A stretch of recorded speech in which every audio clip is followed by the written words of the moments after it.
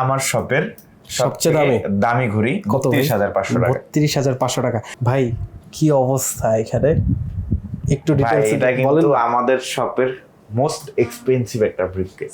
Most expensive briefcase খুললাম আমি মাত্র। এক্সপেন্সিভ একটা ব্রিফকেস।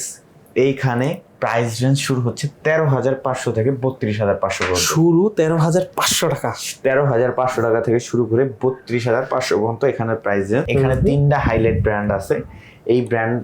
এই উপরের যেগুলা প্রত্যেকটা হচ্ছে অথেন্টিক, একদম অথেন্টিক। এখানে প্রাইস রেঞ্জ 14,500 থেকে 16,500 এই সিরিয়ালের।